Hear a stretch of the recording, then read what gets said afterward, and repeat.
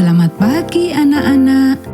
Kita akan belajar firman Tuhan melalui buku renungan pagi anak, Identitas.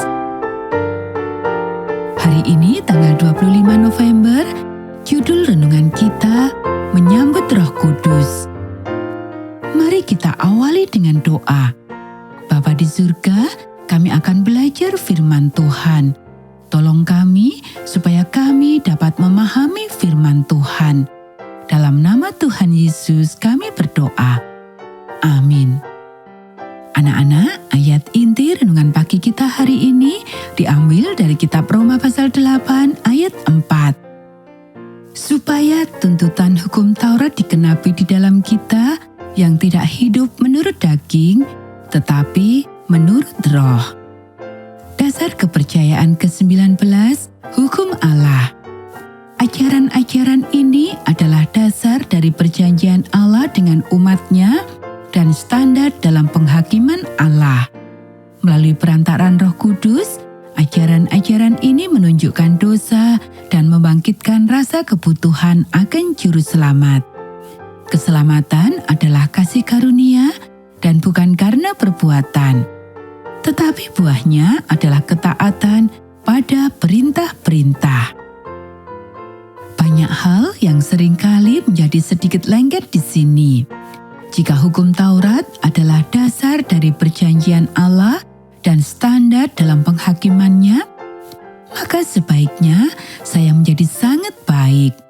Tetapi keselamatan adalah karena kasih karunia, bukan karena perbuatan.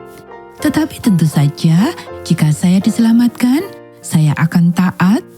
Mari kita lihat, apakah saya sudah berbuah? Perhatikan, mata tertuju pada diri sendiri lagi. Inilah yang sebenarnya dikatakan Alkitab. Hukum Taurat meminta apa yang tidak dapat kita penuhi, tetapi sekarang Yesus telah memenuhinya.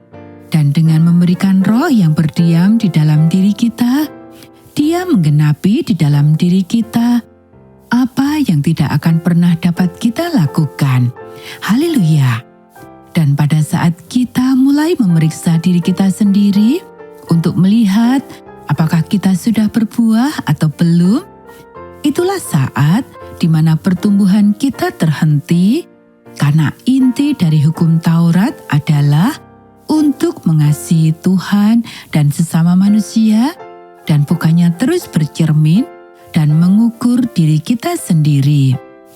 Di sisi lain, Yakobus mengatakan sesuatu tentang orang yang bercermin lalu berjalan pergi dan lupa seperti apa dirinya.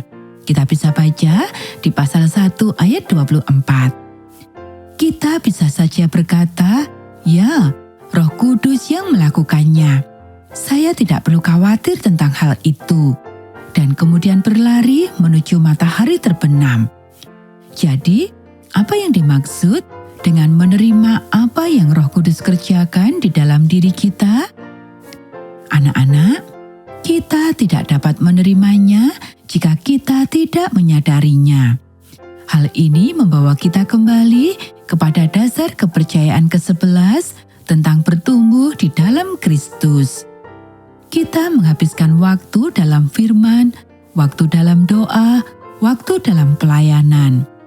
Kita berlatih untuk tetap fokus pada Tuhan dan apa yang Dia ingin lakukan bagi orang lain, dan memperhatikan hal-hal yang dapat kita lakukan untuk menolong. Dan Dia melakukan mujizat. Sungguh menakjubkan dan tidak dapat dijelaskan, tetapi itu benar, dan meskipun Anda mungkin tidak dapat melihatnya di dalam diri Anda sendiri, orang lain dapat melihatnya.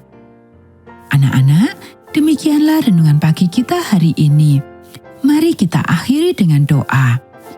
Allah yang tidak berubah, saya sangat senang Engkau melakukan keduanya, mengirimkan hukum Taurat untuk menunjukkan jalan, dan kemudian mengutus anak-Mu untuk berjalan di dalamnya.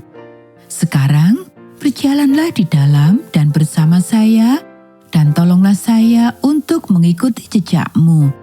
Tunjukkanlah kepada saya cara-cara yang terus meningkat untuk menerima apa yang Engkau lakukan di dalam diri saya. Amin.